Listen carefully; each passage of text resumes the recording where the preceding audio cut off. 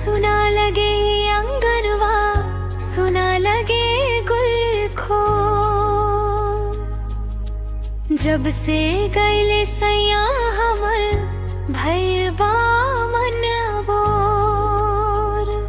हो पिया परदेस आ गईले छोड़ के अकेली, कैसे कटेगी बिरहा के रतिया, दुखवा कहे कैसे ली।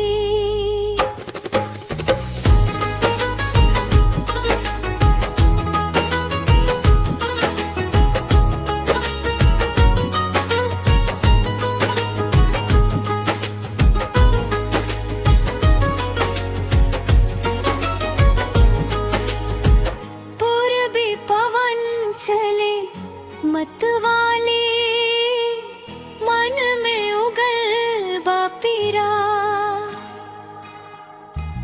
अम्मा के दरी पे कोयल बोले, दुखवा करेला धीरा। संज भाल पर दिया बाती, रात किले मोर नाना। उनका बिनाई घर दुआरी लागे जैसे राना। कैसे बताई अपन हाल जिगरवा, फटेला करे जामो।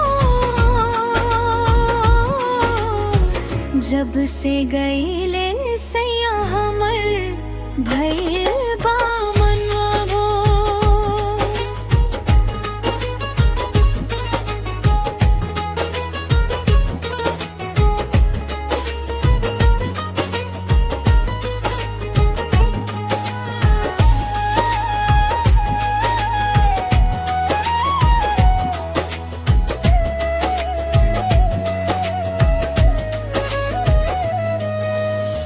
चिट्ठी नाल न संदेशवा, बीतल महीना चार।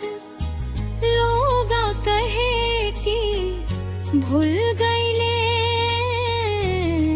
कैसा ये संसार। हम तारस्ता निहारी ला पल पल गोदी में लेके आज। कब आई है मोरे सैया दुलारे, कब बुझी मन के प्यास। लिख लिख बतिया थक गईली हम, अब नहीं चले जो। जब से गईले से हमर भइल बा मनवा भोर।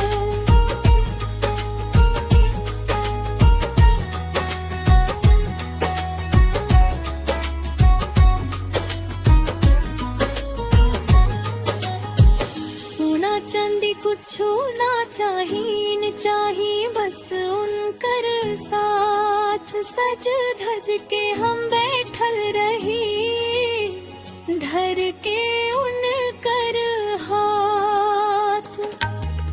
मोरा सुहाग सलामत रखिया हे गंगा मैया रानी। उनका चरण में बिट जाए ये मोरी जवानी। अब तो जाओ जल्दी से पिया, बादल दे किस्मत के दो। जब से गईले सैया हमर भइल